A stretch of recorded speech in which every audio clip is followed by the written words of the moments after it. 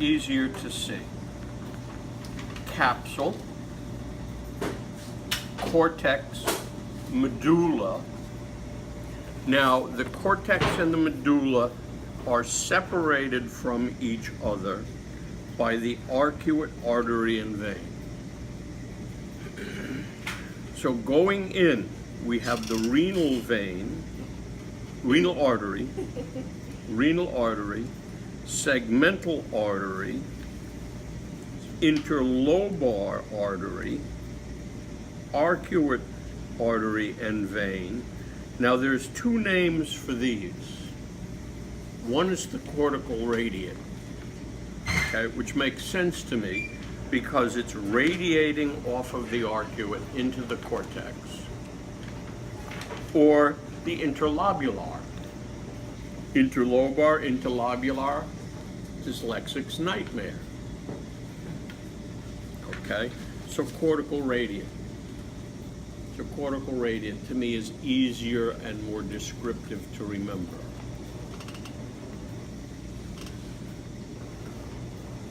Off of, let's see if I can find it, moving right over here, okay? So this would be the arcuate artery and vein. This would be the cortical radiate artery. This would be an afferent arteriole because it's going into Bowman's capsule and breaking up into the glomerulus. When it comes out, this is going in, this is coming out, it's the efferent arteriole. Now, in the cortex, we find the proximal and the distal convoluted tubules. We find the proximal and the distal convoluted tubules. So capillary networks in this area are peritubular capillaries. In this area, so let me back up. In the cortex, all Bowman's capsules are in the cortex.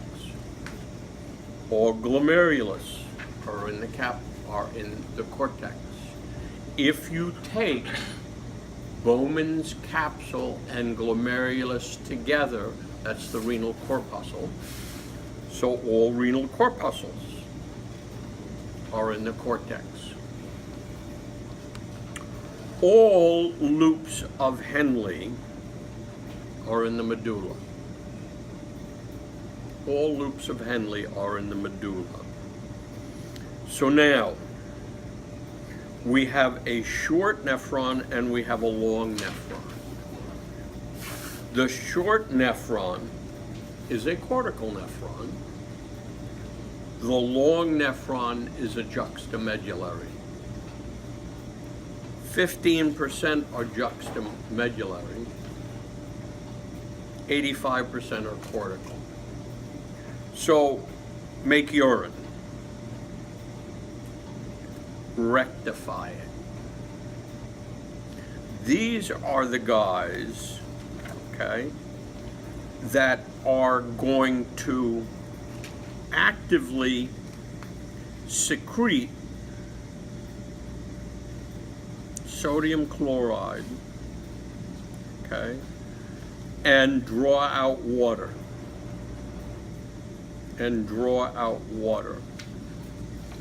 Now,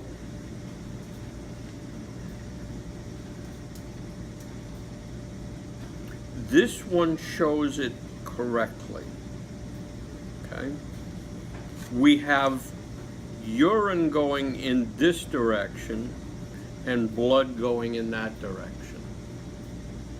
So that combination is the countercurrent multiplier, which increases the hyperosmolarity here, drawing water out. Okay. We have in this view, collecting ducts going to a papillary duct, going to the renal papilla. Going to the renal papilla. Now note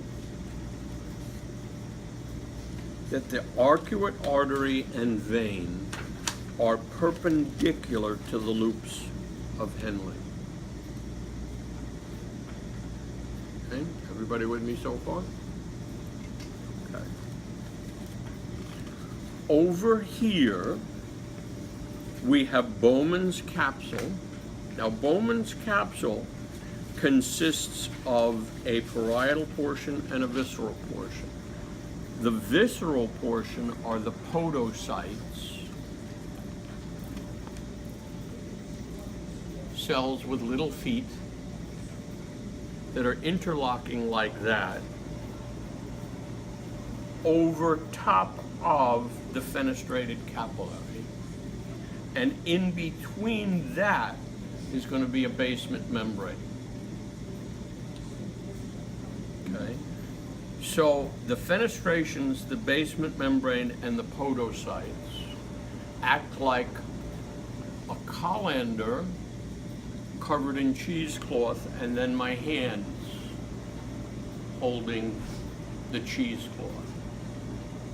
Liquid's going to get through that, and anything dissolved in the liquid. Solids are not going to get through that.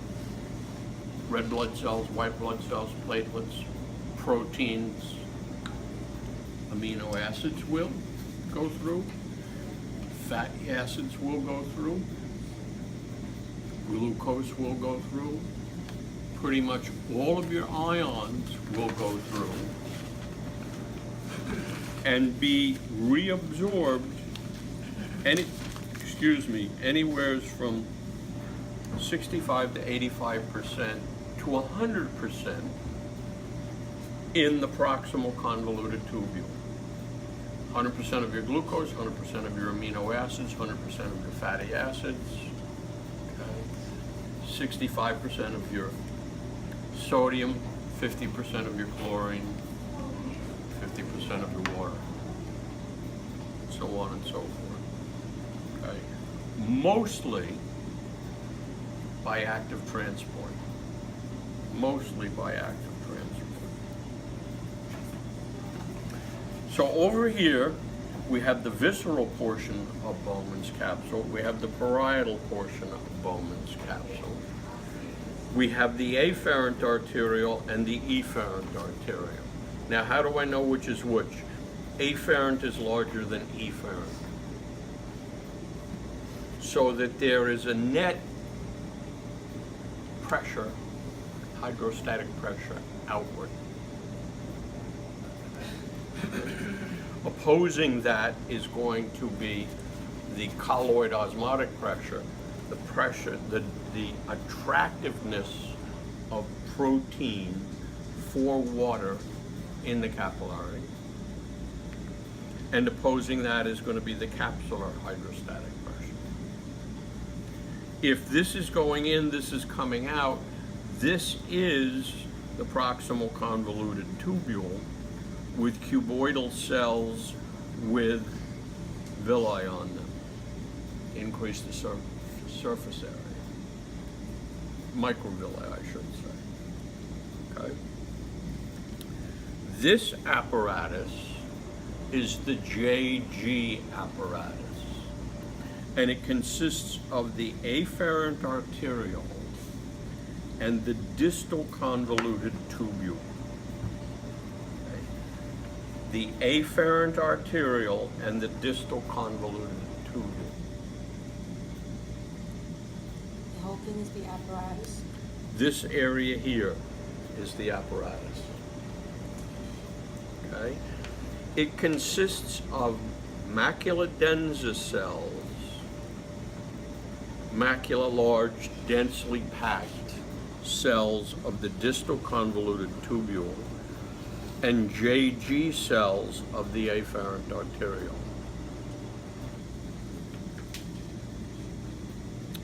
These are going to sense too much sodium is leaving. too much chlorine is leaving, too much water is leaving, which is going to set off the JG cells to release renin, which is going to find angiotensinogen and change it into angiotensin 1.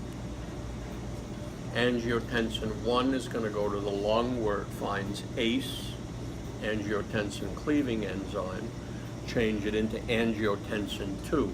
Now, angiotensin tells you what it does. Angio, blood vessel, tensin, tightening. Okay. 1 is weak, 2 is strong.